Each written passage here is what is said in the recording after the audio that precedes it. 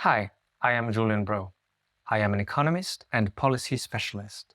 Today, I will be teaching you about the influence of monetary and fiscal policy on aggregate demand. Specifically, we will focus on the influence of monetary policy on aggregate demand.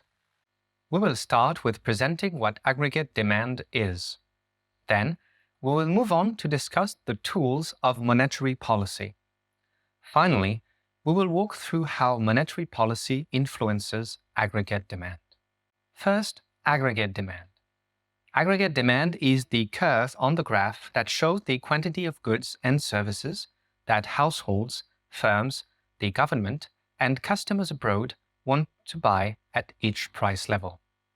It is a sum of consumption by households, C, investments by firms, I, government spendings, G, and net exports, E.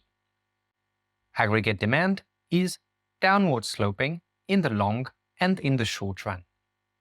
Market equilibrium occurs when aggregate demand equals aggregate supply. This is how the equilibrium quantity of output and price level is decided. In this case, P0 is the equilibrium price level, and Q0 is the equilibrium quantity. In the long run, the output will always return to the potential output level, Q0. But in the short run, the output level can deviate from the optimum, generating economic fluctuations.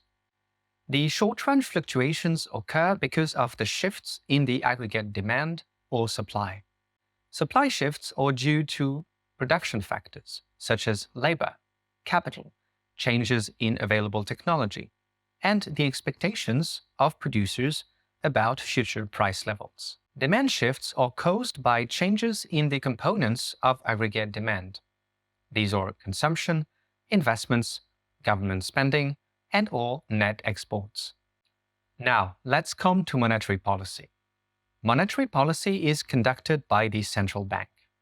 There are two main types of monetary policy: conventional and non-conventional.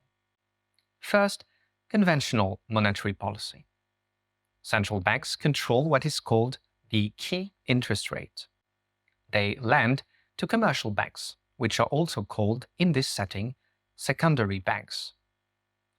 The price commercial banks pay for these loans is the key interest rate. Then, commercial banks decide or not to lend to their clients. They do so at a price, meaning the key interest rate, plus a certain margin which will allow them to make a profit. This is the interest rate of commercial loans. If interest rates rise, borrowing is more expensive. Banks and agents borrow less. The money supply decreases. If interest rates go down, borrowing is less expensive. Banks and agents borrow more. The money supply increases. Second, unconventional monetary policy. Central banks can buy assets. When they do so, they print money and use it to buy assets. These assets can be bonds, government bonds, or banks' bonds, or corporate bonds, stocks, other currencies, or securitized credit. If central banks buy government bonds, governments will spend more. If central banks buy bank bonds, commercial banks will increase their reserves and be able to lend more for a cheaper price. If central banks buy corporate bonds, firms will be able to spend more. If central banks buy stocks, this effect will be similar. Indeed, when the central bank buys stocks on the market, prices of stocks go up, and corporate financing is also encouraged, albeit indirectly. As the central bank buys stocks on the secondary market, it eases financing conditions for firms in the medium term. A problem of those policies is that mostly only big firms are on the bond market. It is thus hard to reach certain smaller and medium-sized enterprises, SMEs, which rely on bank financing. One way to bypass this is for the central bank to buy securitized corporate credit.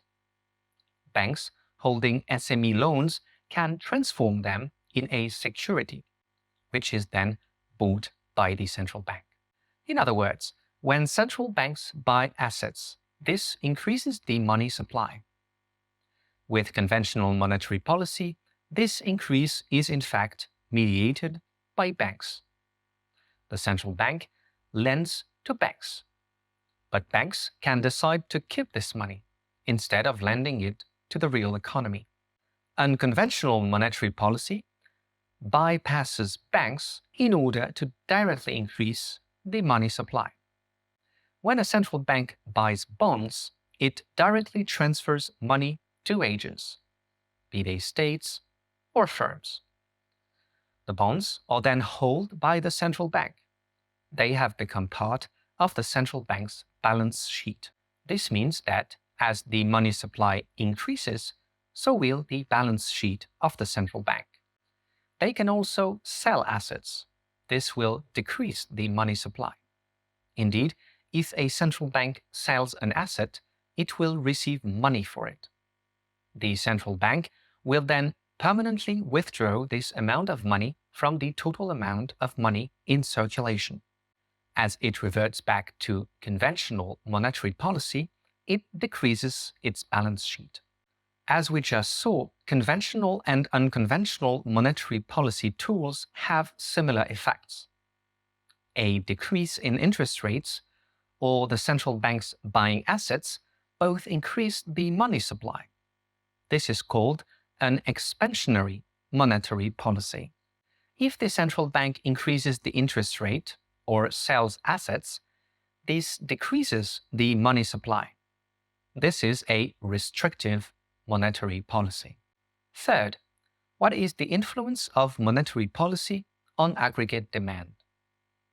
If central banks increase the money supply, firms borrow more, households borrow more, and both will spend more in the real economy. This means that the aggregate demand curve will shift upward to AD1. Price levels increase. This is inflation. Prices increase from P1 to P2. The quantity of output also increases from Q1 to Q2. This is the visualization of a short-run Keynesian boost to the economy. What happens in the long run depends on which logic prevails. Keynesians will say that the new aggregate demand is permanently higher. The economy has reached a new, more optimal equilibrium. Monetarists will say that aggregate demand will come back to its initial state in the long run. This is because they will argue that inflation only changes prices. In the long run, agents in the economy understand this, and inflation has an economic cost. This means that aggregate demand will come back to its initial state. In general, economists observe that there are Keynesian effects of monetary policy on aggregate demand in the short run, but that those effects wear out in the long run. The main question for policymakers then becomes to know after which amount of time one effect wears the other down. Conversely, if central banks decrease the money supply, firms will borrow less, households will borrow less, both will spend less. There is a decrease in inflation and a downward shift of the aggregate demand curve. The effects are also reverse. In the short run, this will decrease aggregate demand. Prices will either grow less rapidly or even decrease. This is deflation. In the long run, two effects and two interpretations are at play. A Keynesian perspective will point to a long-term decrease in aggregate demand and prices, a Great Depression, whereas monetarists will say that there will be a new equilibrium of prices and aggregate demand. The economy will land to a more modest equilibrium. Time for a quick exercise. Let's read the news. The Fed announces a rise in interest rates. What are the effects of the announcement of rises in interest rates by the Fed? Will banks increase interest rates on loans? Or will banks decrease interest rates on loans? Will aggregate demand increase? Or will aggregate demand decrease? You can choose several answers. When the Fed increases interest rates, it is more expensive for commercial banks to borrow from the central bank. As a consequence, they borrow less. They have less funds to lend to customers, and they charge higher interest rates on those funds. As a consequence, households can borrow less, have less funds, and their demand will decrease. AD shifts down. The correct answers are that banks increase interest rates. This is because it is more expensive for them to borrow money from the central bank. As a consequence, they have less money and will be willing to lend it only at a higher price with higher interest rates. Aggregate demand decreases. This is because, all things equal, households are less able to borrow. They have less money, they can buy less. Time for a quick recap. We have seen that aggregate demand changes depending on a number of factors, including the level of consumption. Monetary policy can change the level of money supply.